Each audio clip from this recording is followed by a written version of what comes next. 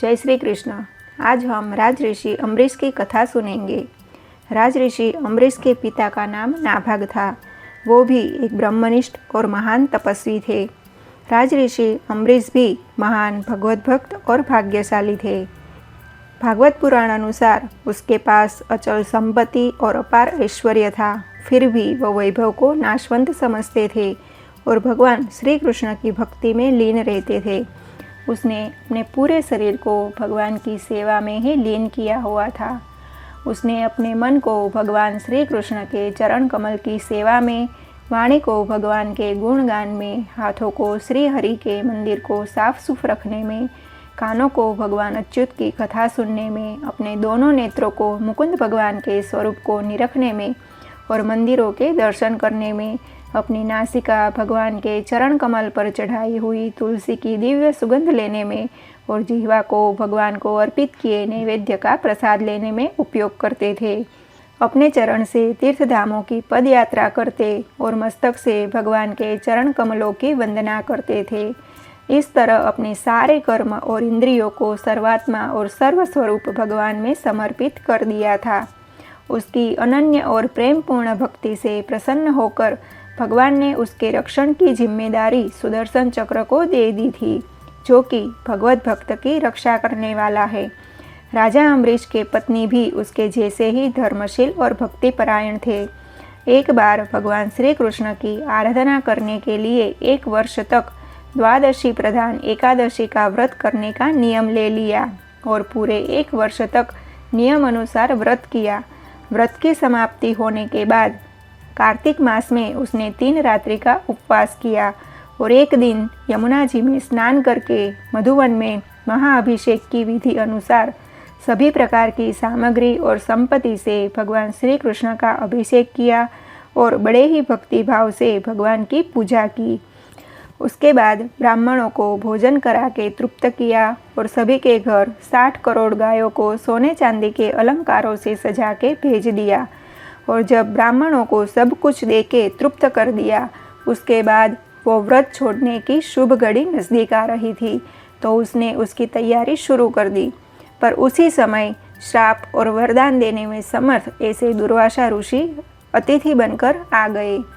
उसे देख राजा अम्बरीश ने उसे आसन देकर बिठाया और सभी प्रकार की सामग्री से उसका पूजन किया और भोजन करने की प्रार्थना की।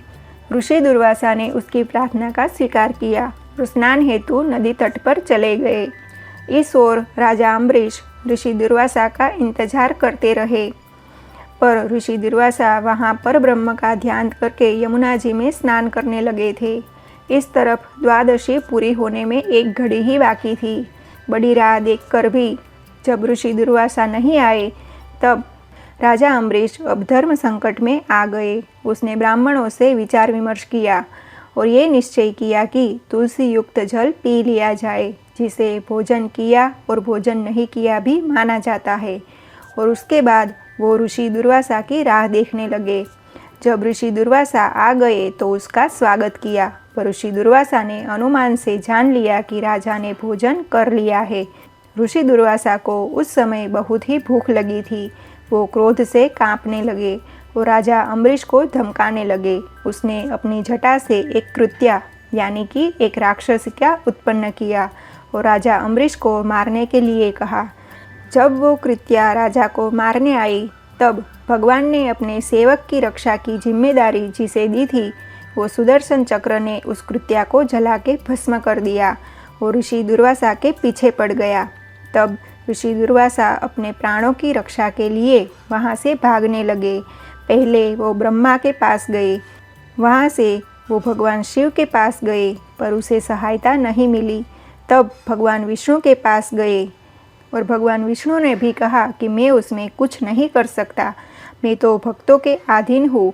आप नाभाग के पुत्र भाग्यशाली राजा अम्बरीश के पास जाओ और उसकी क्षमा मांगो, तभी आपको शांति मिलेगी। तभी ऋषि दुर्वासा ने राजा अम्बरीश के पास आकर उसकी क्षमा मांगी। तब राजा अम्बरीश ने सुदर्शन चक्र की स्तुति की और उसे शांत कर दिया। तब ऋषि दुर्वासा ने राजा अम्बरीश को अनेक उत्तम आशीर्वाद दिए। जब सुदर्शन चक्र से भयभीत होकर ऋषि दुर्वासा भाग रहे थे और जब वापस आए उसके बीच 1 वर्ष का समय बीत चुका था। तब तक राजा अम्बरीश उसके दर्शन की आकांक्षा लिए सिर्फ जलपान ही करते रहे। जब ऋषि दुर्वासा भोजन करके चले गए, उसके बाद जो भोजन शेष बचा था, राजा ने उसका ही भोजन किया और सोचने लगे कि ये जो भी हुआ है वो भगवान की ही महिमा है। ऐसा जान के वो भक्ति भाव से भगवान की पूजा करते रहे और अपने ही जैसे भक्त पुत्रों को राज्य का कारोबार देके वन में चले गए।